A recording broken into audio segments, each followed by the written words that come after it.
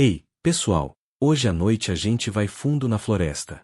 E não é aquela trilha de domingo, nem acampamento com marshmallow, é floresta densa, com neblina rasteira, barulhos que você prefere fingir que não ouviu, e árvores tão altas que bloqueiam o sinal do celular e sua sanidade. Você está sozinho. Bom, quase. Por que há pegadas? Você as vê pela primeira vez depois de sair da trilha principal para explorar por conta própria, ou, como sua avó chamaria, se perder e fingir que era aventura. A princípio, parecem pegadas de urso. Mas tem algo errado. Elas são longas, profundas, com dedos. Sim, dedos. 5, sem garras. E grandes o bastante para você enfiar seu pé dentro e ainda sobrar espaço para mais um pé. Você ri. Porque é isso que a gente faz quando tá nervoso. Mas seu cérebro não acha graça nenhuma. Ele só repete: isso não é normal. Então, antes de se acomodar, aproveita para curtir o vídeo e se inscrever no nosso canal. E me conta nos comentários, de onde você está assistindo e que horas são. Porque se for depois das 2 da manhã, talvez seja bom prestar atenção nos barulhos ao redor. Agora, apague as luzes, relaxe, e vamos deslizar juntos para essa história de hoje. Você se agacha para examinar a pegada. A neve ao redor já está meio derretida, mas dá para ver os contornos com clareza. E se sua memória não estiver pregando peças, há pelo menos 6 dessas marcas indo na direção oposta à sua. Você engole seco. E só então percebe: o som do vento sumiu. Você se vira devagar. Atrás de você, apenas árvores. Mas tem algo errado. Aqueles galhos quebrados parecem recentes. Aquelas sombras não estavam ali antes. E o cheiro no ar? Terroso, forte, com um toque de cachorro molhado depois da chuva. Elegante.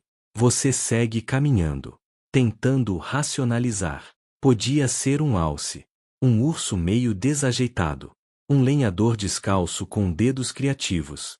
Mas quanto mais anda, mais percebe: as pegadas continuam. E às vezes, elas cortam caminho por vegetação densa. Como se nada ali fosse obstáculo. Como se a floresta fosse o quintal da criatura. Curiosidade esquisita da noite. Em 1949, encontraram marcas semelhantes nas montanhas de Bluff Creek, na Califórnia. O relatório dizia: as pegadas têm cerca de 50 centímetros, são não identificadas e seguem por mais de 1 quilômetro floresta dentro, em linha reta, como se o dono não tivesse medo de nada. Você sente um calafrio. E então, algo está lá atrás de você. Você congela. Olha. Nada. Mas quando respira fundo, ouve outro som, um suspiro. Não é seu. Nem do vento. É mais grave. Mais paciente. Você pensa em correr, mas decide apenas andar. Com calma. Como quem tenta convencer a floresta de que está só passeando, e não se tremendo por dentro. Você pega o celular. Sem sinal. Obviamente. Mas a câmera funciona. E por algum motivo estranho, você começa a filmar. Não por coragem. Mas porque, se algo acontecer, pelo menos vai ter registro. As pegadas continuam, até desaparecerem. Literalmente. No meio da neve. Como se a criatura tivesse pulado. Voado. Ou simplesmente deixado de existir ali mesmo. Historiadores ainda discutem se existiam registros mais antigos sobre criaturas semelhantes ao pé grande. Alguns apontam histórias de povos nativos da América do Norte que falavam dos homens da floresta. Outros acham que tudo isso é exagero de colonizador assustado. Mas você começa a achar que não são histórias. São memórias. E esquecer delas foi um erro. Você monta um pequeno acampamento improvisado. Só para uma noite.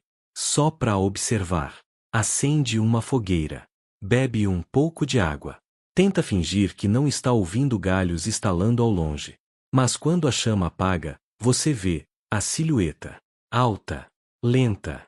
Quase elegante. Parada entre as árvores.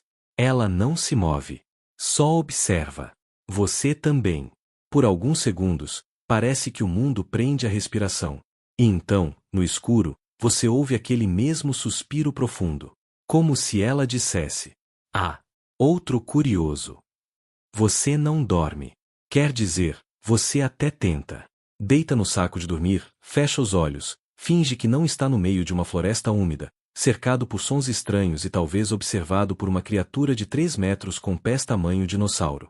Mas o sono, esse ingrato, não vem. Em algum momento da madrugada, você decide que não adianta lutar. Levanta, enfia os pés frios nas botas e vai procurar por mais pegadas, ou sinais, ou qualquer coisa que te diga que você não imaginou tudo. Que aquilo foi real. Você caminha por uma trilha fina, seguindo o curso de um riacho raso. A neblina ainda cobre o chão como se a floresta estivesse exalando pensamentos.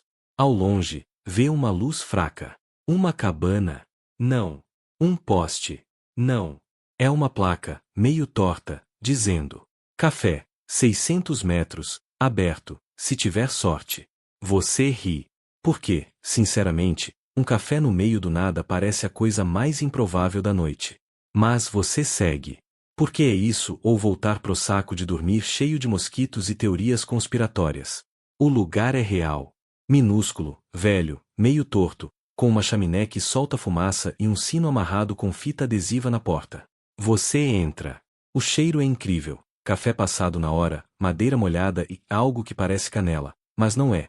Atrás do balcão, um senhor de barba branca, olhos pequenos e um colete que já viu dias melhores. Vai querer simples ou para acordar o que há por dentro? Ele pergunta. Você escolhe o primeiro. Ele entrega uma caneca de metal. Você bebe. É forte. Amargo. Mas reconfortante como um abraço de avô que sabe mais do que diz. O lugar tem mapas nas paredes, recortes de jornal, e uma vitrola tocando música dos anos 50. Na prateleira, uma foto em preto e branco, uma pegada gigante na neve. Familiar. Você já viu isso, né? Ele pergunta sem olhar para você. Você hesita. Acho que sim. Não precisa mentir. Ninguém entra aqui por acidente. Você pergunta o que ele sabe. O suficiente para respeitar. E ficar longe. Ele aponta para um mapa da região, marcado com pinos coloridos. Vermelhos, azuis, um só dourado. Cada pin é um relato. De quem viu.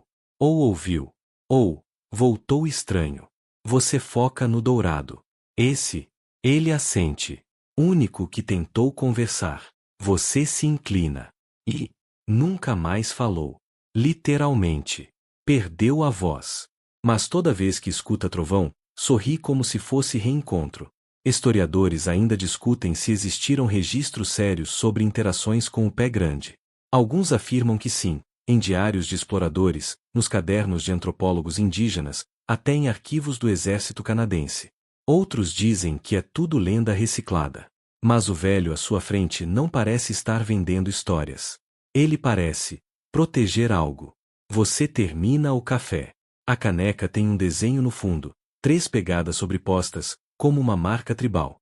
Você mostra para ele. Ele apenas diz: quem entende, entende. Antes de sair, ele te entrega um guardanapo. Há um mapa desenhado à mão com lápis vermelho. Marca um ponto fora das trilhas, próximo de uma formação rochosa. Vai lá só se estiver pronto para ser visto. Porque ele já sabe de você. Você guarda o papel no bolso. Ao sair, o céu já clareia. Você olha para trás, e o café sumiu. Literalmente. Só há árvores. Nenhum sinal de porta, chaminé, nem do sino com fita adesiva. Você pensa, será que eu dormi e sonhei tudo? Mas o gosto do café ainda está na boca. E o guardanapo, bem dobrado, ainda está no seu bolso. Você caminha com o mapa no bolso e a sensação incômoda de que a realidade ficou maleável. O café que desapareceu. O velho que sabia demais. A caneca com o desenho das pegadas. Tudo parece parte de um sonho com detalhes precisos demais para serem apenas devaneio. E ainda assim, você caminha. Como se soubesse que há mais esperando. Como se o guardanapo desenhado à mão fosse agora um bilhete direto para o centro do mistério. Você chega à formação rochosa pouco depois do meio-dia. É uma espécie de paredão natural, com grandes pedras inclinadas formando uma espécie de abrigo. No chão, folhas secas, musgo, e, você jura, uma pilha de cinzas ainda quentes. Alguém esteve aqui. Recentemente. Você examina as pedras ao redor. Há marcas. Não são palavras. nem símbolos que você reconheça. São riscos profundos, como arranhões largos, feitos com algo mais duro que unha, ou mais afiado que pedra. E então, num canto meio oculto sob a sombra de uma fenda, você vê uma caixa de madeira, velha, encardida, com um cadeado aberto. Você a puxa com cuidado. Dentro, há fitas VHS. Isso mesmo, fitas. E etiquetas amarelas com datas: 1982, 1987, 1994. Alguns papéis soltos, escritos à mão. E um caderno de capa de couro desbotado com a inscrição: arquivo #147, Condado de Escamania. Você senta no chão. Abre o caderno. A primeira página diz: Registro não oficial de observações de criatura bípede de grande porte. Nome comum: Sasquatch. Nome técnico provisório: Homo ignotus. As páginas seguintes são de perder o fôlego. Relatos de encontros. Mapas. Croquis desenhados à mão com medidas, distância entre os olhos, formato do crânio. E o mais perturbador: desenhos de mãos. Longas, estreitas, com um dedo oposto alongado. Mãos que poderiam segurar ferramentas com facilidade. Ou escrever. Historiadores ainda discutem se existiu alguma tentativa séria de classificar o pé grande como uma subespécie. Alguns arquivos do século XX mencionam projetos de pesquisa independentes, financiados por entusiastas e até por um ou dois institutos universitários, até serem interrompidos por falta de evidência ou, segundo rumores, por pressão externa. Mas esses relatos no caderno são meticulosos demais para serem brincadeira. Você lê. A criatura não ataca. Observa. Se move com cautela. Mas reage de forma agressiva quando sente invasão. Principal medo: fogo. Outro trecho.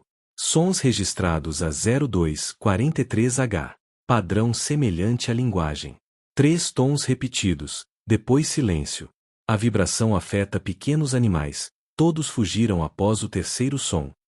Você engole seco. Porque já ouviu algo assim? Aquela noite, aquele suspiro. Você examina uma das fitas. Há uma etiqueta rabiscada, gravação da trilha norte, ruído não identificado. Claro que você não tem um videocassete na mochila. Mas só o fato dela existir já é suficiente para bagunçar sua noção de realidade. A excentricidade do dia. Uma anotação solta dentro da caixa, escrita em papel timbrado de uma universidade. Favor encerrar esse projeto. A criatura é improvável.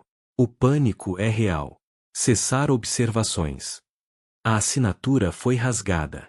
Mas alguém tentou apagar essa história pela raiz. Você recolhe tudo com cuidado. Não dá para carregar as fitas, mas copia os trechos mais relevantes do caderno com fotos no celular, que milagrosamente voltou a funcionar. Aparentemente, até a floresta cansa de esconder o sinal às vezes. Você decide seguir as anotações que mencionam uma trilha escondida.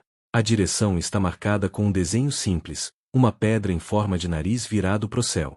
Você ri, mas encontra.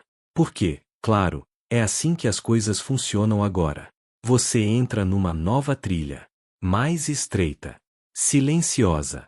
Aqui, até os pássaros parecem pensar 2 vezes antes de cantar. Você anda por meia hora até encontrar o que parece uma clareira circular. No centro, troncos dispostos em padrão radial. Como um ninho. Ou uma arena. No chão, uma pena. Negra. Enorme. E uma flor que você nunca viu, com pétalas roxas que se fecham quando você chega perto. Você senta. Sente que precisa parar. Não por cansaço, mas porque algo aqui quer ser respeitado. Você abre o mapa de novo. O guardanapo. E percebe, o ponto marcado está exatamente nesse círculo. E há uma anotação quase invisível na borda. Se ouvir, escute. Se sentir, fique. Se correr, tudo se perde. Você dobra o papel com cuidado. O ar muda. Fica mais denso. Uma brisa suave levanta folhas ao seu redor. E então, sem som, sem aviso, uma silhueta surge entre as árvores. Não se move. Não ameaça. Só está ali. Observando. Talvez há muito tempo. E você, pela primeira vez, não sente medo. Sente que estava sendo esperado. Você não se mexe. Porque agora já sabe, isso não é uma caçada. Nem uma coincidência. É um encontro. A figura diante de você é enorme. Alta como duas pessoas empilhadas, larga como uma geladeira de duas portas, mas, quieta. O silêncio ao redor é quase reverente. Nenhuma folha se move. Nem um pássaro ousa cantar. E ainda assim, nada na criatura sugere ameaça. Ela observa você com olhos escuros, fundos, mas vivos. Inteligentes. Não como olhos de animal, mas como os de alguém que já viu o mundo acontecer e desistiu de interferir. Você se pega pensando, isso não é um monstro. É um ser que não pediu para ser lenda. Apenas sobreviveu ao esquecimento. Você respira fundo, lentamente, e se levanta com cuidado. Suas mãos estão vazias. Seus pés, firmes. A criatura dá um passo à frente. O chão vibra levemente. Como um tambor muito, muito antigo tocando uma nota só. Você tenta dizer algo, mas trava. Então apenas faz um gesto com a cabeça. Um cumprimento simples. Sem palavras. Ela inclina levemente a cabeça, como se entendesse. Então vira-se, com a calma de quem não teme ser seguido, e caminha em direção às árvores. Não com pressa, mas com direção. Como se te convidasse. Você segue. A trilha que ela escolhe não existe no mapa. Passa por entre galhos, pedras, musgo, descidas escorregadias e subidas de fazer as panturrilhas implorarem por misericórdia. Mas você vai. Porque não tem mais dúvida. Você não está mais apenas vendo o pé grande. Está sendo guiado por ele. E, estranhamente, você começa a entender algo. Não em palavras, mas em sensação. A floresta tem camadas. Níveis de profundidade. Como se fosse feita de véus. Alguns lugares são entre, não dentro. E essa trilha é um desses espaços. Você não está apenas indo para outro ponto geográfico, está cruzando uma fronteira de percepção. Curiosidade excêntrica. Algumas culturas do Ártico acreditam que há caminhos que só aparecem quando não se quer mais voltar. São trilhas entre o visível e o oculto, abertas apenas aos que estão prontos para ver, ou já viram demais para fingir que não. Não se sabe se os relatos indígenas sobre o pé grande descrevem uma criatura física ou espiritual. Algumas tribos o chamam de guardião da floresta. Outras dizem que é o último elo entre humanos e os animais que recusaram o convite para se tornar civilizados. Mas seja qual for a origem, o respeito é unânime. A criatura para em frente a uma pedra alta, coberta de musgo e marcas que lembram símbolos. Ela toca a superfície com uma das mãos, enorme, peluda, com dedos fortes e gestos delicados. A pedra emite um som oco, como se fosse um instrumento, como se ressoasse em outro lugar. Você se aproxima. A criatura se afasta um pouco, mas não foge. Só espera. Você toca a pedra. E aí você ouve um som baixo, grave. Não é exatamente uma música, nem uma fala. É algo entre vibração e lembrança. Como se a pedra contasse uma história sem palavras. Você fecha os olhos. Imagens surgem. Não nítidas, mas fortes. Uma floresta muito mais antiga. Árvores colossais. Criaturas diferentes. Mais deles. Famílias. Vivendo em silêncio. Conectados pela terra. Depois, o som de machado. Fumaça. Trovões que vêm do metal. Correria. Despedidas. Uma fuga. E por fim, solidão. Você abre os olhos. Está ofegante. Como se tivesse assistido a um filme inteiro com o peito. A criatura ainda está lá. Observando. Você se aproxima. Senta na pedra, lentamente. Ela se senta também, do outro lado. E por alguns minutos, ou horas, vocês apenas ficam ali. O tempo para de fazer sentido. Você tenta falar. Você entende. A criatura inclina a cabeça. Você tenta outra coisa. Por que eu? Ela estica o braço. Pega uma folha do chão e entrega a você. Simples assim. Você segura. Ela não é qualquer folha. É uma folha gravada. Com linhas finas, quase invisíveis, formando um padrão espiralado no verso. Você não entende o significado. Mas sente que, De alguma forma, ela foi feita para você.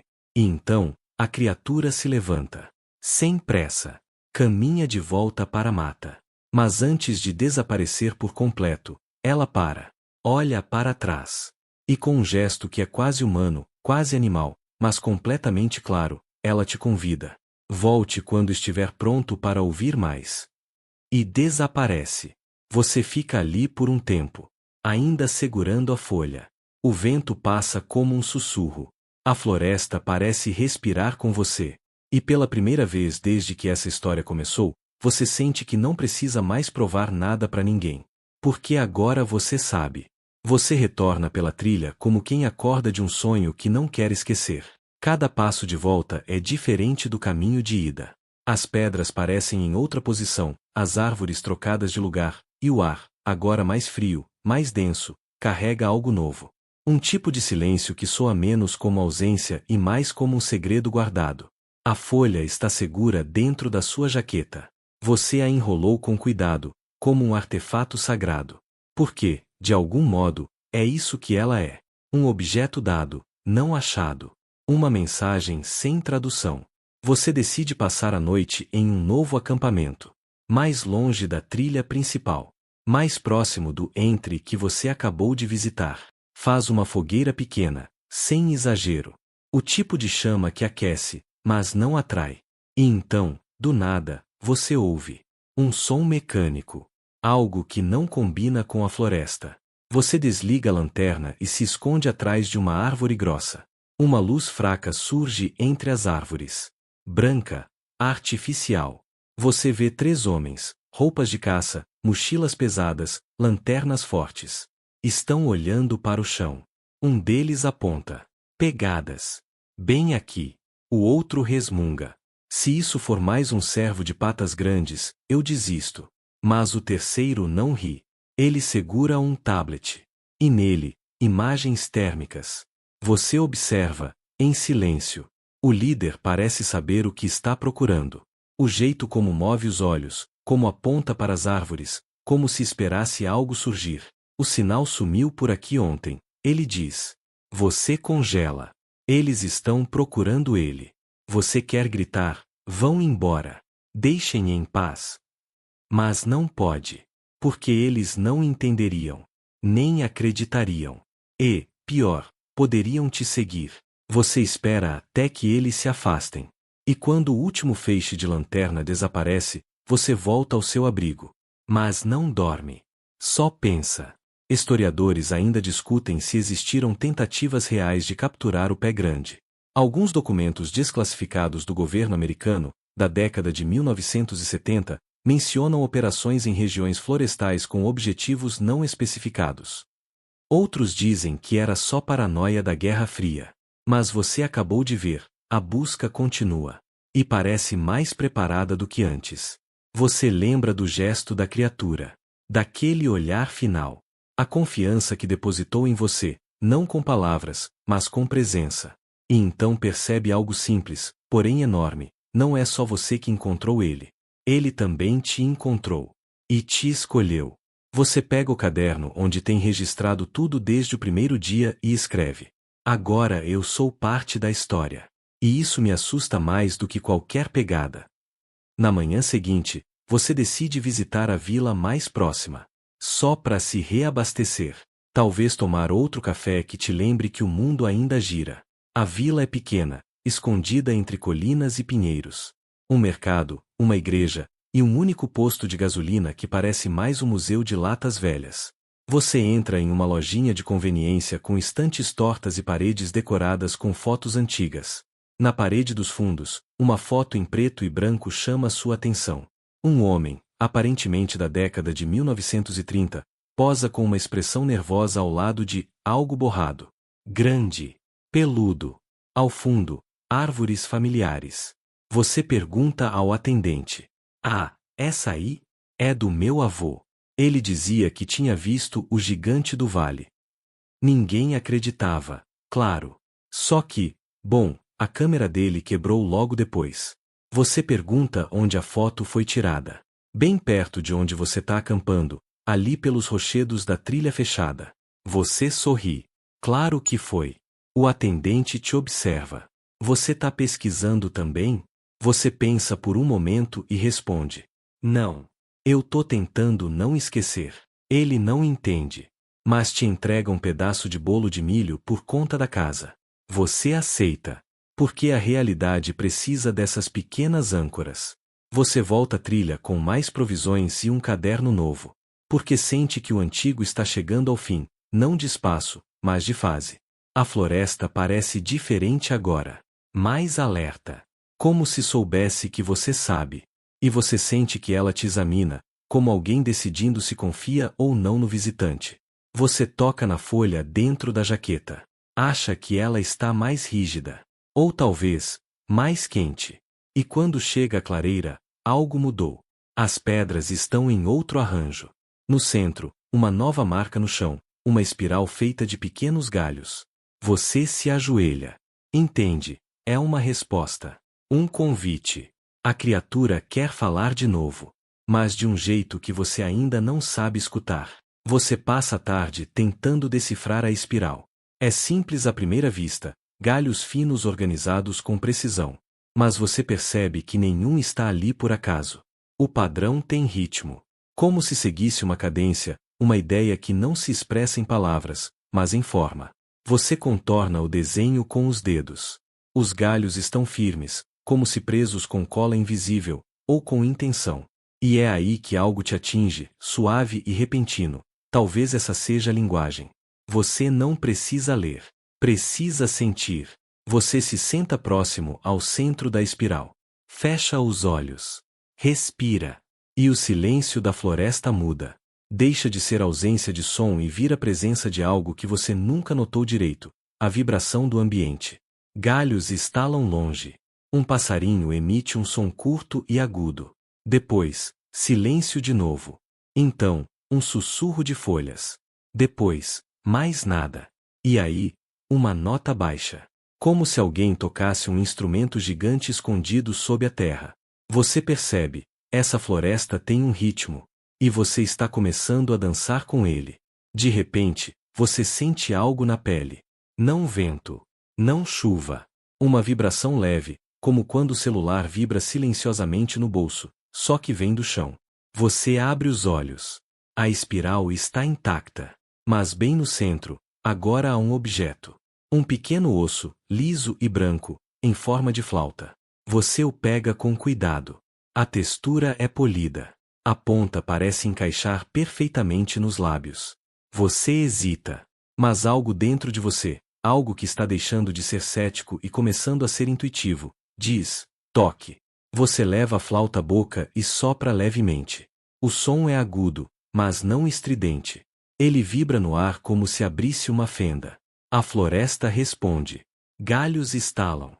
Um grupo de pássaros voa repentinamente, fazendo curvas em sincronia.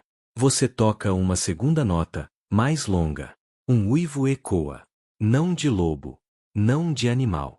Um som grave e distante. Um reconhecimento. Você se arrepia. Mas não de medo. Não se sabe se povos antigos usavam sons para se comunicar com a natureza. Em várias culturas xamânicas, acredita-se que certos tons ativam portais, acalmam animais ou despertam presenças adormecidas. Alguns chamam isso de lenda. Outros, de ciência esquecida. E agora você não tem mais certeza de que são coisas diferentes. Você toca mais uma nota, mais baixa. Silêncio.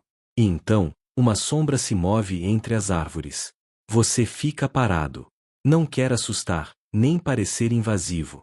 A criatura surge devagar, sem fazer barulho, como sempre. Mas desta vez, ela se aproxima mais. Você vê melhor agora, os pelos grossos, mas limpos. Os olhos escuros, que brilham de forma suave. E nas costas, uma bolsa de couro. Sim, couro. Feita à mão. Costurada com precisão. Ela se senta diante de você. Pega algo da bolsa, um pedaço de pedra polida. E com a unha, longa e resistente, começa a riscar a superfície. Você observa. É um desenho. Simples, mas direto. Você e ela. Sentados. Um círculo entre vocês. Acima, uma linha ondulada. Abaixo, uma linha reta. Ela entrega a pedra a você. Espera. Você pega uma pedra do chão e risca ao lado, o mesmo desenho, mas com um ponto entre as duas figuras. O ponto é você agora. A criatura observa. Inclina a cabeça. E, pela primeira vez, emite um som com a boca, não um suspiro, não um uivo. Uma sílaba. Curta. Raspada. Quase como um nome. Hen-hen. Você repete. Hen-hen. Ela toca o peito. Depois aponta para você. Ah, esse é o nome dela. Ou o que mais se aproxima disso. Você aponta para si mesmo. João. Ela tenta repetir. Sai algo como Choan. Você ri. A criatura observa o riso com curiosidade. Depois, faz um som gutural que parece uma tentativa de rir de volta. Vocês passam o resto da tarde ali. Em silêncio, às vezes trocando sons curtos, às vezes só desenhando no chão com galhos. Uma linguagem improvisada nasce ali. Um idioma feito de intenção. Você aprende que 3 toques no chão significam ouça. Que uma espiral maior dentro de outra é lugar seguro. E que um traço com 2 pontas cruzadas significa não volte. Essa última ela desenha com calma. E aponta para o norte. Você entende, alguém está vindo. E não são amigos. A criatura pega a flauta e coloca de volta no centro da espiral. Ela cobre com terra. Desfaz o arranjo com as mãos, delicadamente, até tudo parecer natural outra vez. Ela se levanta. Olha você nos olhos. E pela primeira vez, toca seu ombro. A mão é grande, quente. Um gesto claro. Vá. Você não quer, mas entende. Você se despede com um aceno. E caminha de volta pela trilha. Sem pressa. Porque agora a floresta não é mais um mistério ameaçador. É um lugar que te deixou entrar. Só por um tempo. E que, gentilmente, está te mostrando a saída. Você desce a trilha com passos cuidadosos, como quem não quer acordar uma memória. Tudo em você mudou. Não só porque viu o pé grande, mas porque conversou com ele. Trocou sinais. Dividiu silêncio. E agora carrega algo novo, a consciência de que ele não é uma criatura solitária, mas um ser com cultura, gestos e avisos. O desenho com o X cruzado na pedra ainda está vívido na sua mente. Não volte. Você pensa no grupo com os tablets térmicos. Os que estavam armados. A caça disfarçada de pesquisa. Você chega ao acampamento e começa a organizar seus pertences. Mas algo te chama atenção, uma pequena marca no chão, logo ao lado da barraca. Não é pegada. Não é de animal. São 3 pedras pequenas, alinhadas em espiral. Uma miniatura do padrão que você viu antes. Um lembrete, ou um último sussurro, ainda estamos observando. Você parte. Decide pegar a rota mais longa, contornando a vila e evitando qualquer estrada grande. Não quer cruzar com os homens de lanternas novamente. Você passa por riachos, áreas sombreadas por pinheiros densos, clareiras onde o tempo parece ter parado. Horas depois, no fim da tarde, você encontra uma estrutura abandonada, uma cabana velha, coberta de era, com o telhado torto e as janelas quebradas. Por fora, parece ter sido esquecida há décadas. Mas ao se aproximar, você sente presença. Você entra. O interior está escuro, mas seco. No canto, uma mesa com cadernos. E sobre a lareira, um mural de cortiça com recortes e mapas. É um daqueles lugares onde alguém montou um quartel-general para caçar respostas. No centro do mural, uma foto em preto e branco de pegadas na lama. Familiar. E abaixo dela, a palavra escrita à mão. Incomunicável. Com um ponto de interrogação. Subentendido, talvez não. Você folheia um dos cadernos. As anotações são obsessivas. Listas de locais, datas, descrições físicas, altura, odor, som emitido, comportamento. Mas entre os dados científicos, frases que fogem do padrão. Ele me viu. Eu soube. Não é fera. É memória viva. Às vezes, ouço passos do lado de fora, mesmo com todas as armadilhas desarmadas. Historiadores ainda discutem se algum pesquisador chegou perto o suficiente para estabelecer um contato verdadeiro. Há relatos de gravações com sons não identificados, vídeos tremidos e entrevistas com caçadores arrependidos. Mas nenhuma prova definitiva. Talvez porque a verdade nunca quis ser provada. Só protegida.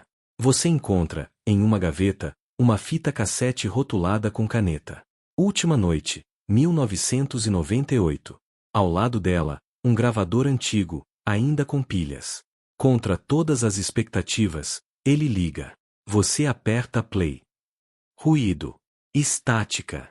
Depois, uma voz baixa, tensa. Se alguém encontrar isso, não venha com armas. Não grite. Não fuja. Ele só aparece quando a floresta confia em você. Quando você para de caçar. Silêncio. Depois, passos. Mais silêncio. Então, um som gutural. Grave. Uma espécie de saudação. E por fim, a mesma voz sussurrando. Eu achei ele.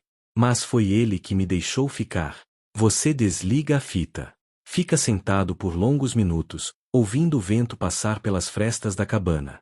Pássaros gritam ao longe. Um galho estala. Você decide deixar algo ali. Pega seu caderno, arranca uma das páginas onde você desenhou a espiral e escreve abaixo. Ele tem nome. Ele fala. E ele escolhe quem escuta. Coloca a folha sobre a mesa, ao lado da fita. Como se dissesse, alguém vai continuar isso. Você sai da cabana ao entardecer. O céu está cor de ferrugem. As árvores projetam sombras longas e suaves. Você caminha mais leve. Como se o peso da dúvida tivesse sido trocado pela leveza da certeza. A excentricidade do dia. No caminho, você encontra uma escultura de madeira no chão da floresta, uma tocha esculpida de cabeça para baixo, enraizada no solo. Um símbolo? Um ritual? Você não sabe. Mas respeita. Você não tira foto. Você não sabe o que significa. Mas sabe que não inventou isso. E tem certeza de que alguém, ou algo, quis que você lembrasse. Você passa o dia em silêncio, caminhando pela borda da floresta. Seus pés seguem o caminho, mas sua cabeça está lá dentro, entre os troncos altos e o cheiro de terra molhada. Você começa a notar tudo o que viu, ouviu, sentiu. Monta um caderno novo só com isso. Espirais, sons, gestos, a pedra gravada, a folha com textura viva. Tudo registrado. Não para provar nada. Só para não esquecer. Não desta vez. Agora, entende que nem tudo é para ser documentado. Algumas coisas são só para viver. E guardar. Você sonha com ele.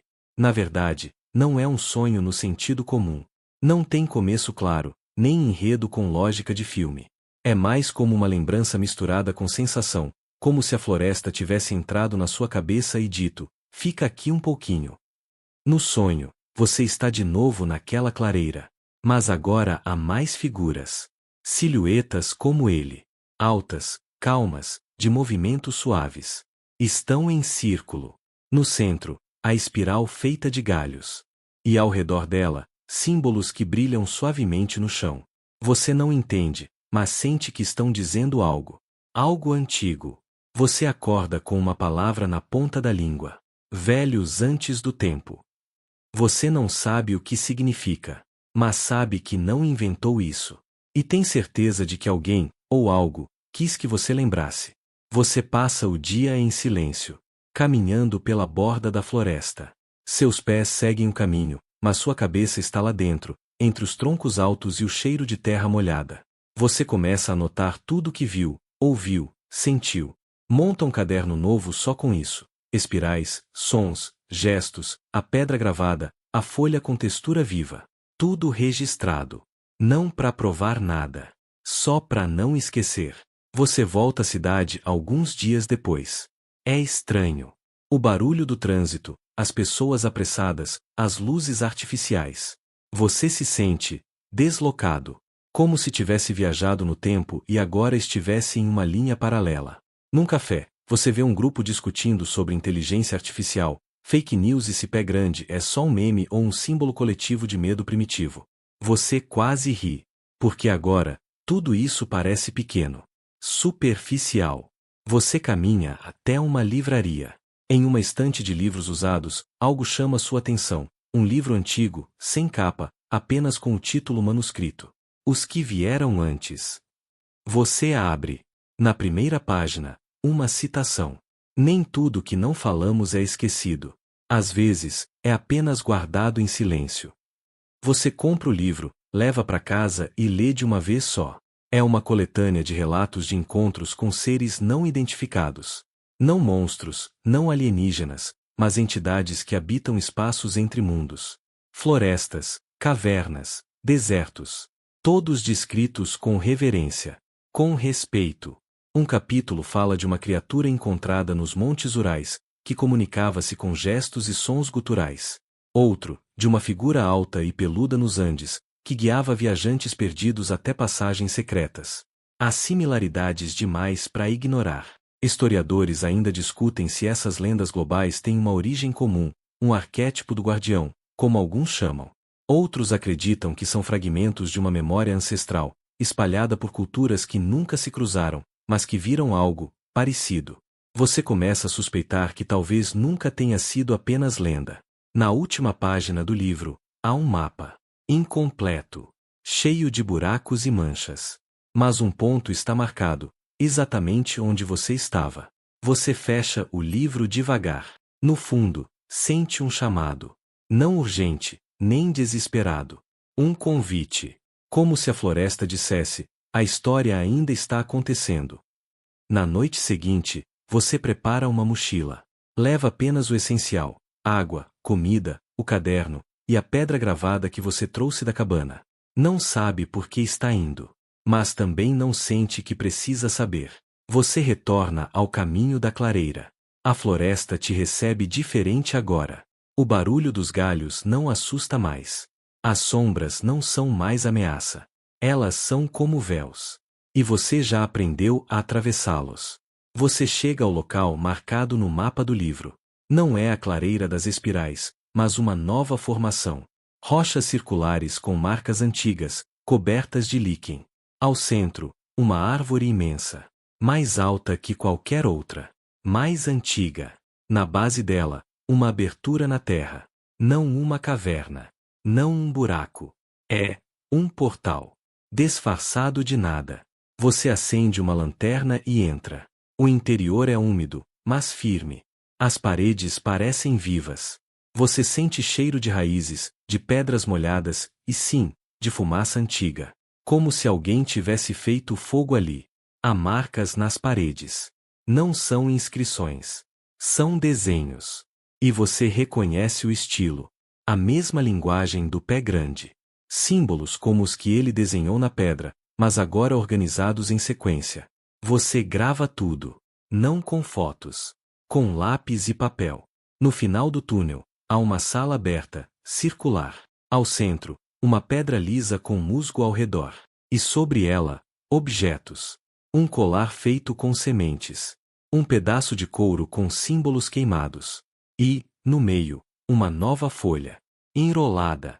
Com o mesmo padrão espiralado da outra. Você a pega. Ela está morna. E atrás de você, lá no fundo do túnel, você ouve 3 toques no chão. Curtos. Ritmo conhecido. Você não se vira. Apenas sorri. Porque agora, você também sabe dizer, eu entendi. Você retorna do túnel como quem atravessou um século em silêncio. O céu está mais escuro do que deveria, mesmo sendo apenas fim de tarde.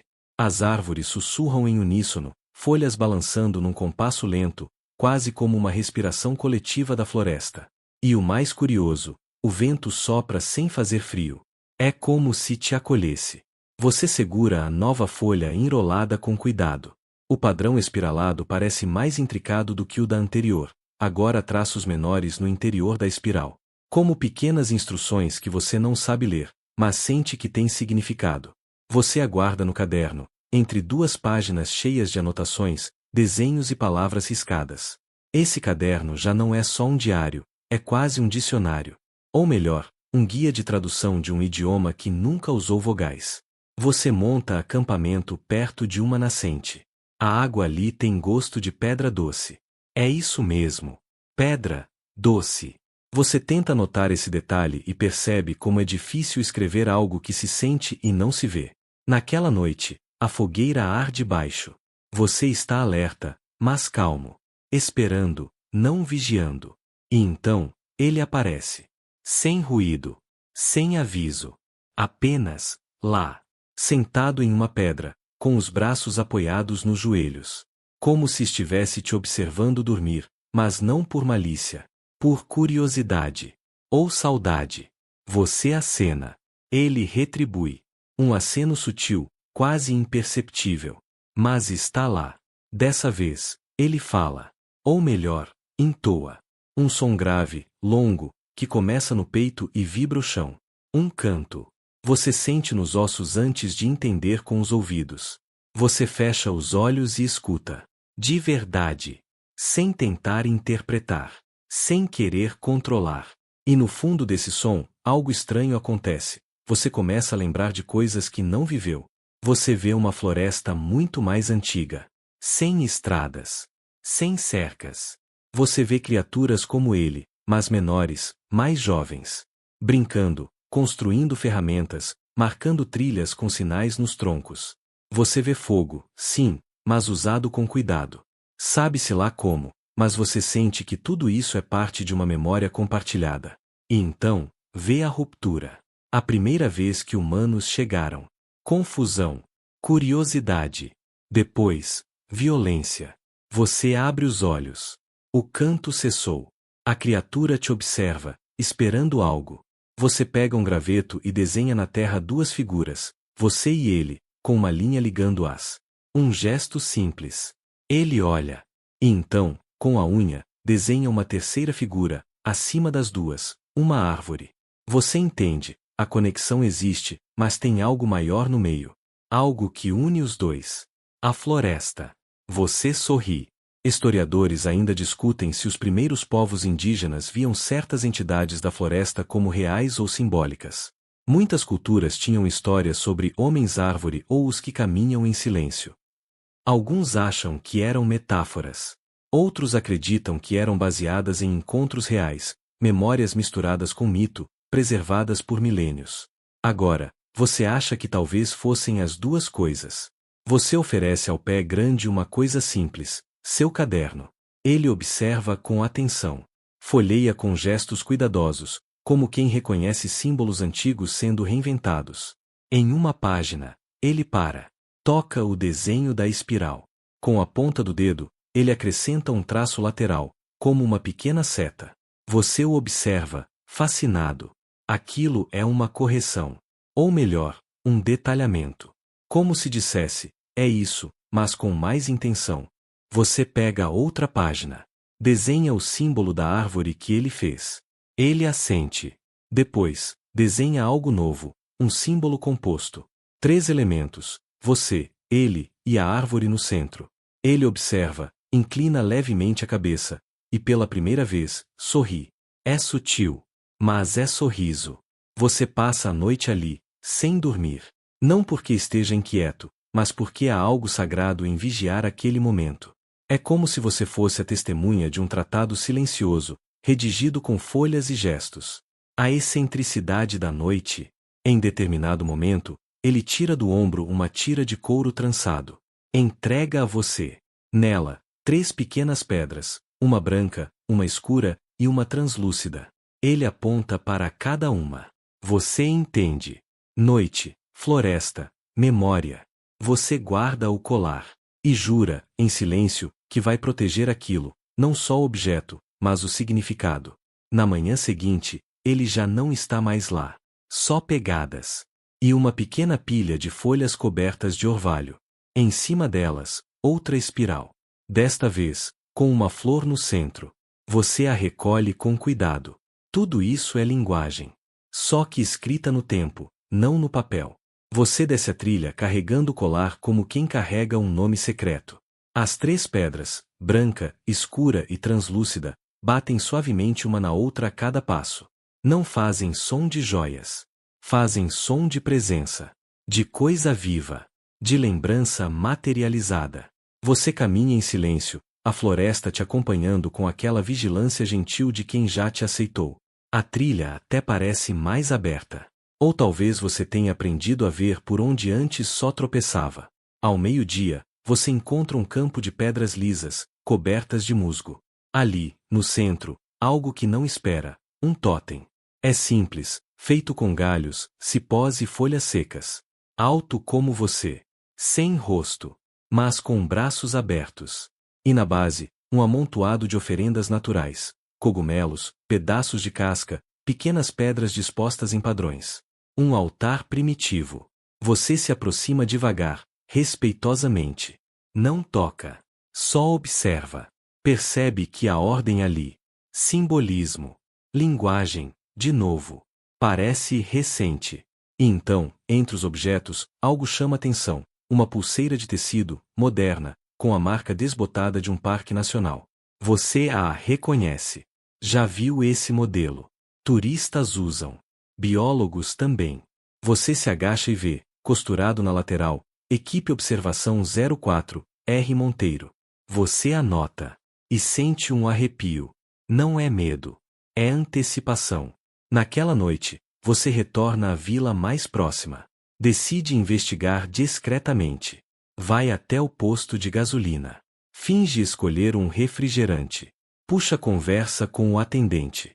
Esse nome te diz algo. R. Monteiro. Ele pensa. Franze a testa. Monteiro. Tinha um cara que vinha sempre aqui, uns anos atrás. Brasileiro, eu acho. Meio calado. Dizia que estava estudando o comportamento de alces, mas, quem vem estudar alce sem câmera? Você pergunta o que aconteceu com ele. Sumiu. Um dia, parou de vir. Teve gente que disse que ele foi embora. Outros dizem que foi engolido pela floresta. Literalmente. Você agradece e sai. Mais perguntas do que respostas. Historiadores ainda discutem os casos de desaparecimento de pesquisadores em regiões selvagens. Alguns são explicados como acidentes naturais. Outros, como desorientação ou ataques de animais. Mas existe um padrão sutil. Muitos dos que somem estavam justamente estudando lendas locais. Coincidência? Ou o preço de chegar perto demais? Você volta à cabana, abandonada dias depois. Lá dentro, mais coisas mudaram. A mesa foi reorganizada. Os papéis empilhados. O mural agora tem um novo mapa, com marcações recentes, feitas em lápis vermelho. Alguém esteve aqui. Depois de você. Você examina o mapa. Uma marca está circulada 3 vezes, Círculo do Sul, escrito em letra cursiva. Uma seta aponta para o que parece ser uma formação rochosa. Você compara com seu próprio mapa. Corresponde a uma área que você não visitou ainda. Na base do mural, uma frase escrita com carvão. A floresta ouve quem escuta de volta. Você respira fundo. Sabe o que precisa fazer. Nos dias seguintes, você organiza tudo. Escaneia páginas. Digitaliza anotações. Salva backups em nuvem, cartão SD, pendrive. Não porque planeja divulgar agora, mas porque você aprendeu uma lição importante. Verdades esquecidas não voltam sozinhas. Precisam de ajudantes. Você monta um kit leve. Não está mais indo como explorador. Vai como alguém convidado. A floresta não é cenário. É personagem. E agora, você é coadjuvante num enredo muito mais antigo. Ao chegar à formação marcada como Círculo do Sul, você percebe que o lugar tem uma geometria natural incomum. As pedras estão organizadas em ângulos quase perfeitos, como se alguém, ou algo, as colocasse ali com intenção. Não há sinal de ferramentas. Só harmonia. E bem no centro, algo inesperado, um caderno. Velho, mas intacto. Capa dura. Inicial bordada, RM. Você o abre. A primeira página é uma confissão. Não vim aqui buscar fama. Vim buscar sentido. E encontrei. Mas o sentido não cabe em frase nenhuma. As páginas seguintes têm desenhos. Muitos parecidos com os seus. Espirais, traços, símbolos. Mas também, anotações mais ousadas. Eles lembram do que esquecemos. A linguagem deles é feita de pausa. Fui aceito, mas só porque desisti de entender. Você lê tudo, com calma, com respeito. e entende que Monteiro talvez ainda esteja por ali. Não como quem se perdeu, mas como quem ficou. A excentricidade do dia. No fim do caderno, há uma folha colada com fita adesiva. É moderna. Papel timbrado de uma organização ambiental internacional. Um rascunho de proposta de projeto com o título: Espécie relíquia não catalogada, protocolo de preservação silenciosa. Você quase ri. É irônico. O mundo lá fora precisa de relatórios. Mas aqui, a preservação é feita de silêncio. Você guarda o caderno com cuidado. E naquela noite, no meio do círculo de pedras, você faz algo simples. Fecha os olhos. E escuta. Não o som da floresta, mas o que vem antes do som. Você acorda com o sol filtrando entre as folhas e um silêncio que não é vazio, é carregado. Um silêncio cheio de coisa dita sem som. Daqueles que só se escuta quando se desliga tudo por dentro. A primeira coisa que você vê é o colar com as 3 pedras pendurado num galho ao seu lado. Você não lembra de tê-lo colocado ali. Mas ali está, balançando suavemente como se dissesse: ainda estamos com você. Você pega o colar, coloca de volta no pescoço, e se levanta. É hora de seguir para o ponto mais distante do mapa de Monteiro. Você atravessa terrenos úmidos, zonas de sombra onde os raios de sol tocam o chão só de vez em quando. O ar é mais denso aqui. Menos oxigênio, mais musgo, mais segredos. E então, você percebe algo novo. A floresta não está apenas viva. Ela está organizada. Você começa a notar padrões. Troncos de árvores com cortes precisos, como se marcados para orientação. Pedras com linhas naturais que se alinham com outras a vários metros de distância. Pequenas pilhas de folhas, sempre em números primos. Isso não é acaso. Você está andando dentro de um sistema. E então, você sente. Está sendo observado. Mas não da maneira antiga, do tipo tem um bicho te seguindo e talvez ele te coma. É outro tipo de observação. Um olhar que mede quem você é, não o que você vai fazer. Você para. O ar muda. E então ele aparece de novo. Só que desta vez, não está sozinho.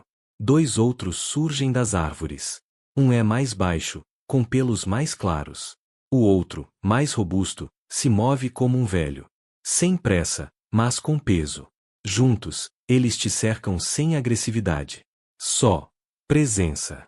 Você faz o mesmo gesto de antes, mão sobre o peito, inclinar a cabeça. Eles respondem. E então, algo extraordinário acontece. O pé grande que você conheceu primeiro, Henren, como você o chama, se aproxima com algo nas mãos, uma tábua de madeira escura, com desenhos entalhados. Não símbolos. Não arte. Partitura. Você arregala os olhos. É música. Você reconhece os padrões. Como se fossem instruções para entoar sons em sequência. Você se lembra do canto dele, da vibração que sentiu. Era isso. Uma linguagem baseada em frequência. Um idioma sonoro. Ele segura a tábua como quem diz: você está pronto para escutar de verdade? Você acena com a cabeça. Eles se sentam em círculo. Você no centro. E então, começam. Não é canto comum. É um chamado ancestral. Um som que parece vir da terra, não da garganta. Vibrações baixas, longas, intercaladas com sopros curtos e pausas intencionais. Você fecha os olhos e sente tudo entrar: a temperatura do chão, o ritmo da floresta, a memória dos que caminharam antes. Você começa a entender que essa linguagem não é só comunicação. É registro. Eles não escrevem em papel. Eles escrevem no ar, na ressonância. Você tenta repetir um dos sons. A princípio, sai ridículo. Quase um pigarro. Mas então você ajusta. Deixa o som sair do peito, não da garganta. E algo mágico acontece. Eles olham para você. Não como quem acha graça. Como quem reconhece. Historiadores ainda discutem se culturas não humanas poderiam desenvolver linguagens complexas sem ferramentas modernas. A maioria descarta a ideia como fantasia. Mas você sabe agora, ferramentas não são apenas objetos. Uma voz, usada com intenção, é uma ferramenta. E esses seres têm toda uma biblioteca guardada nos ecos da floresta. Você participa da canção por um tempo que não sabe medir. Depois, silêncio. Eles se levantam. Você também. Henry entrega a tábua de madeira para você. Um gesto que queima. De responsabilidade. Você sente, isso é um presente. Mas também é um pedido. Leve isso. Traduza. Proteja. Você acena, em silêncio. E então, eles desaparecem. Sem drama. Sem adeus. Como a brisa que passa quando você desvia os olhos. A excentricidade do dia. Embaixo da tábua, você encontra um pequeno pedaço de pedra com um entalhe. Um símbolo de ouvido, não realista, mas reconhecível, com raízes descendo dele. Você entende, escutar é plantar memória. Na volta, você sente tudo diferente. As trilhas não são caminhos. São linhas de leitura. As árvores não são obstáculos. São marcadores de parágrafo. Você não está mais apenas andando. Está lendo a floresta. E agora, parte do que foi confiado a você precisa encontrar o mundo de fora. Mas como contar algo que só se entende quando se silencia? Você não sabe ainda. Mas sabe que vai tentar. Você retorna à cidade devagar, como quem volta de outro planeta com um segredo nos bolsos. A mochila parece mais leve, mas você sabe que não é. Agora carrega a tábua entalhada, a folha espiralada, o colar das 3 pedras e um conhecimento que pesa mais que qualquer equipamento de trilha. As pessoas te olham com normalidade. Ninguém imagina que você está voltando com uma mensagem de uma civilização paralela, escondida sob a pele da floresta. O mundo urbano continua igual, barulhento, acelerado, desatento. Mas você, não. Você aluga um quarto em uma pousada simples, com janelas altas e paredes finas. O barulho dos carros parece vir de outra era. Na mesa do quarto, você espalha seus cadernos, a tábua, e começa a trabalhar. Não como alguém que quer provar algo, mas como alguém que precisa traduzir um idioma que talvez nem seja para ser traduzido. Você liga o gravador e tenta reproduzir os sons que ouviu. As entonações, os ritmos, os silêncios. Faz anotações sobre timbre, duração, intenção. Percebe que o que eles dizem depende menos das palavras e mais do intervalo entre elas. Você repete um som específico, um grave que parece surgir do diafragma. Quando acerta, algo curioso acontece. O colar em seu pescoço vibra levemente. As pedras tocam uma na outra, com um som que você jura ser reconhecimento. Você grava isso também. Historiadores ainda discutem se existem línguas naturais baseadas puramente em vibração e ritmo. Alguns pesquisadores da comunicação animal já exploraram a ideia, mas sempre em contextos simples: acasalamento, defesa, alerta. Ninguém ousou propor que memória pudesse ser transmitida por vibração. Até agora. Você lembra de algo que Henry fez com a folha espiralada, o jeito como ele apontou para o centro e depois para o seu peito. Você pega a folha e a coloca sobre o peito, entre o tecido da camisa e a pele. E então faz o som de novo. Algo acontece. Não com o corpo, mas com a mente. Uma imagem. Rápida. Não sua. Um campo vasto, coberto de neblina. Silhuetas altas caminhando em fila. E, no céu, um som contínuo, parecido com o que você acabou de entoar. Você se afasta. Ofegante. Encara a folha como se ela tivesse projetado um filme diretamente na sua cabeça. E então percebe, aquilo foi uma memória. Não sua. Foi dada a você. A excentricidade da noite. Você recebe um e-mail. Sem remetente claro. Apenas uma frase. Ainda há outros ouvindo. E um anexo. Uma foto borrada de uma silhueta na floresta. Altura familiar. Pose inconfundível. Assunto intocado. Você não responde. Mas grava o e-mail em 3 lugares diferentes. Na manhã seguinte, você visita uma universidade próxima. Pede acesso à biblioteca. Não diz o motivo. Só diz que pesquisa sobre linguagens esquecidas. Na seção de antropologia, encontra um artigo dos anos 1980 falando sobre etnofrequências rituais. Um pesquisador, pouco citado, defendia que algumas tribos isoladas comunicavam-se com entonações específicas para manter memórias coletivas ativas. Os sons não diziam nada no sentido comum, mas despertavam saberes adormecidos. Você anota o nome dele. Um certo Dr. Leon Brauer. Faz buscas em arquivos digitais. Descobre que o Dr. Brauer desapareceu numa expedição na América do Sul, em 1994. Nunca mais foi encontrado. Só o diário, resgatado por locais, retornou. Dentro dele, símbolos muito parecidos com os seus. Você começa a perceber o padrão. Eles sempre estiveram ali, nunca escondidos. Apenas, invisíveis para quem não sabe ouvir. E talvez seja esse o ponto. O mundo moderno ouve muito, mas escuta pouco. Você, agora, escuta demais. À noite, você sai da cidade. Só com a tábua e a folha.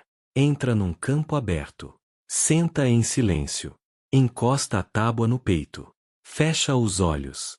E canta. Canta como aprendeu. Grave. Longo. Com intenção. A terra responde. Não com tremor, mas com aceitação. No escuro, ao longe, você vê uma sombra se mover. Não vem até você. Só observa. Como quem diz: está funcionando. Continue. Você para de cantar. Respira. Sorri. E fala, em voz baixa, para ninguém, ou talvez para a floresta. Eu vou contar. Mas só para quem escutar de verdade. Você volta para casa. Ou pelo menos, para o que agora parece uma réplica confortável de casa. Porque, desde a floresta, nada mais tem o mesmo cheiro, a mesma textura, o mesmo ruído de fundo. Os sons urbanos soam plásticos. O concreto, frio demais. Até a água do chuveiro parece rápida demais, como se corresse sem escutar o que precisa lavar. Mas é aqui que você precisa estar. Por enquanto. O colar fica pendurado perto da janela, e a tábua repousa em cima da escrivaninha, envolta em pano. Você passa os dias relendo seus cadernos, cruzando informações, organizando tudo como se fosse montar um livro que ninguém vai acreditar, e é exatamente isso que você pretende fazer. Você cria um sistema de símbolos com base nas marcas que viu. Uma espécie de alfabeto vibracional. Cada desenho se relaciona com um som, cada som com uma memória, cada memória com um padrão. Aos poucos, você descobre que não está só. Na internet, em fóruns obscuros, vídeos escondidos e comentários com poucos likes, você encontra sinais. Pessoas que viram, ouviram, sonharam com as mesmas coisas. Algumas até desenharam espirais parecidas. Outras falam de entidades de silêncio ou homens da floresta que cantam com o peito. Você entra em contato com alguns. Poucos respondem. Menos ainda continuam conversando depois que você compartilha o que sabe. Um deles, um linguista aposentado, te envia uma gravação. Você ouve. É o mesmo som. O mesmo ritmo. Ele diz que captou aquilo em 1996, nas montanhas da Escócia, durante uma caminhada solitária. Nunca conseguiu entender, mas sempre soube que não era vento. Você compara as ondas sonoras com a que gravou na floresta. Coincidência? Nem perto. É a mesma frequência base. Você começa a juntar tudo. Fotos, áudios, mapas, manuscritos, pedaços de conversas e de silêncio. E então decide fazer o impossível, reunir essas informações em um lugar seguro. Offline. Fora da nuvem, fora de servidores rastreáveis. Você monta um arquivo físico. Um atlas da vibração esquecida. Inclui desenhos, gravações em fita, símbolos, folhas, e um pequeno aparelho que reproduz o som básico em loop, como se fosse um mantra guardado numa caixa. Historiadores ainda discutem se é possível montar uma teoria consistente sobre culturas paralelas que nunca deixaram monumentos, mas sim presenças sonoras. Você já nem se importa com o que historiadores dizem. Eles precisam de provas. E você agora entende que o mais importante nem sempre pode ser provado. No meio do processo, uma coisa estranha acontece. Você começa a ouvir o som mesmo sem reproduzir nada. Às vezes à noite. Às vezes enquanto escreve. Baixo, contínuo, como um motor antigo rodando em outra dimensão. Não assusta. Mas vigia. Um dia, você acorda com um envelope na porta. Sem remetente. Dentro, apenas uma foto. Preto e branco. Nevoeiro. Uma figura de costas, alta, caminhando por um campo de pedras. No verso, escrito à mão. Alguns de nós nunca deixaram a floresta. Você guarda a foto entre as páginas do seu caderno. E naquela noite, algo te move. Você vai até uma pequena área de mata na cidade, uma reserva abandonada, entre prédios, quase esquecida. Você entra com a tábua no peito e o colar no pescoço. Canta. E canta de novo. No terceiro canto, as árvores balançam sem vento. E você ouve. Não um som. Um retorno. Como se o eco dissesse, sim. A excentricidade do dia. Um gato preto aparece do nada. Anda devagar até você, se esfrega nas suas pernas, e mia. Depois desaparece sem som entre os arbustos. Porque é claro que até o gato escuta mais que a maioria das pessoas. Você volta para casa com uma certeza quieta. Você não precisa mais da floresta para sentir a floresta. Ela agora anda com você. E você começa a escrever a frase que será a abertura do livro. Nem todo eco é resposta. Alguns são convite. Você está no meio do processo de transformar memórias em narrativa quando algo inesperado acontece. Recebe um convite. Um e-mail formal, com assinatura institucional. Um grupo de pesquisa acadêmica ligado a uma universidade estrangeira quer conversar com você. Eles encontraram alguns de seus esboços e gravações em um fórum criptografado e estão intrigados. O título do e-mail: Interesse em sua pesquisa não convencional sobre linguagens vibracionais. Você marca uma videoconferência. Nada demais, só para entender até onde vai o interesse. Na chamada, 3 rostos sérios, mas curiosos. Um linguista, uma antropóloga e um bioacústico. Eles fazem perguntas cuidadosas. Como você chegou aos sons? Como organizou os símbolos? Como sabe que eles significam alguma coisa? Você responde com calma. Diz que escutou antes de entender, que aprendeu a sentir antes de nomear, e que só depois tentou traduzir. A antropóloga sorri. Ela diz que essa abordagem, começar pela sensação, é mais comum entre povos originários do que entre cientistas. O linguista, no entanto, parece mais cético. Diz que precisa de padrões repetíveis, estruturas gramaticais. Você apenas responde. Às vezes, a gramática está no silêncio entre os sons. O bioacústico te pede permissão para comparar as frequências que você captou com o banco de dados de sons de animais não identificados. 2 dias depois, ele te escreve. Não temos registro de nada com esse padrão. Mas o mais estranho é que o som reverbera de forma incomum em ambientes com musgo. Literalmente ecoa diferente. Como se o som já soubesse onde estava. Você ri. Porque é exatamente isso. O som sabe. Enquanto isso, você continua anotando. Cada dia, mais símbolos te ocorrem. Às vezes em sonhos. Às vezes enquanto caminha na rua. Você começa a vê-los nos galhos das árvores, nas rachaduras do chão, até na espuma do café. Você percebe que não está criando nada. Está lembrando. Em uma noite, você visita a mesma clareira urbana onde cantou antes. Dessa vez, você só escuta. Ao longe, alguém ou alguma coisa repete seu canto. Com perfeição. Você quase chora. Não de emoção. De aceitação. Você foi ouvido. E o som voltou. Historiadores ainda discutem se algum conhecimento verdadeiro pode ser transmitido por meios não verbais, não escritos e não visuais. Mas você está vivendo exatamente isso. Um conhecimento que não se lê, mas se carrega. Que se ativa com presença. E então, um novo capítulo começa. Você recebe uma segunda carta. Física, dessa vez. Escrita à mão. Assinada apenas com um símbolo. A espiral. Dentro, uma frase. É hora de mostrar. Mas só para os que já começaram a escutar. Você entende. É hora de compartilhar seletivamente. Não com mídia, nem com instituições. Mas com pessoas que, como você, já carregam o som por dentro, mesmo que ainda não saibam disso. Você organiza uma pequena reunião. 5 pessoas. Todas encontradas por meio dos mesmos sinais, desenhos, ritmos, ecos noturnos. Vocês se encontram em silêncio. Cada um compartilha seu som. E quando o ciclo de cantos termina, a harmonia. Os sons se encaixam. Como um coral que ensaia há milhares de anos, sem nunca ter se visto. E no fim, ninguém fala. Só a cena.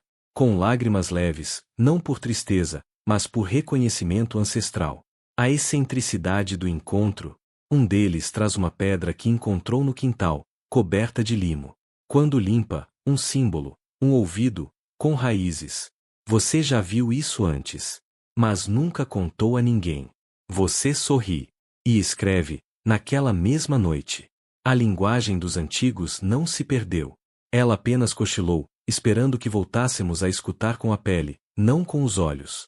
Você sente que o fim da história se aproxima.